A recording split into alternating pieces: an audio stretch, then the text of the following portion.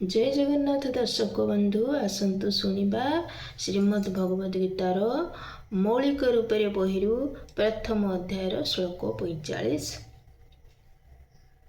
प्रथम संस्कृत लिखाई जदि माम अप्रीतिकारम अस्वस्थं शस्त्र पाणय धातृराष्ट्रारणे हन्नुस्तन्मे क्षेमतरं भवेत्।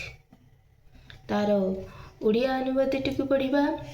मु भावुची जदि धृतराष्ट्रंकर पुत्रगण मते बिना प्रतिरोधरे एवं अस्त्रशस्त्र सज्जित न होइथिबा अवस्थारे मारी पकांती ताहले खूब भलो हेबो। सेमानंक सहित युद्ध करिबा परिवर्ते सेमानंक हातरे मृत्युवरण करिबा बरं श्रेयस्कर। यहाँ हूँ ओडिया अनुवाद। तार तापनी भावार्थ अच्छी। भावर अर्थ कौन यही संस्कृत जो श्लोक लिखाई ओडिया रे अनुवाद कराला से श्लोकर अर्थ कौन या विस्तृत भाव में श्लोक दि जाए पढ़ा। यह हेउछि क्षत्रिय आचार क्षत्रिय धर्म जदि शत्रु अस्त्र शस्त्र सज्जित न होइछि एवं युद्ध करने को इच्छुक नुहे ताहले ताकू आक्रमण करने उचित नुहे। जो माने युद्ध करने को इच्छुक नुहंती ताकू आक्रमण करने उचित नुहे। अर्जुन यही प्रकार अवस्था रही स्थिर कले जे शत्रु मानक द्वारा आक्रांत हेले भी से युद्ध करिबे नाही।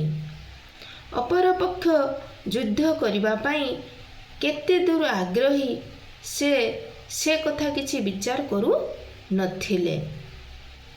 अर्जुनଙ୍କ ठारे जो सब लक्षण देखा जाउथिला ताहा तांकर कोमल हृदयर प्रकाश। से भगवानଙ୍କର जणे विशिष्ट भक्त होइथिबारु से बड़ कोमल हृदय दयार्द्र हृदय होई पड़िथिले। सेतिबाई से भाबुथिले शत्रु पक्ष तांको आक्रमण कले भी से प्रति आक्रमण करिबे नाही। तले एई श्लोक रे भाव अर्थ रे जो लिखा जाइछि अर्जुन युद्ध न करिबा पई सबले चेष्टा करुथिले।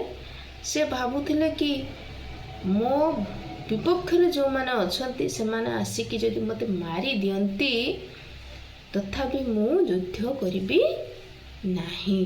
यही भाई अवस्था युद्ध क्षेत्र में अर्जुन रही थे।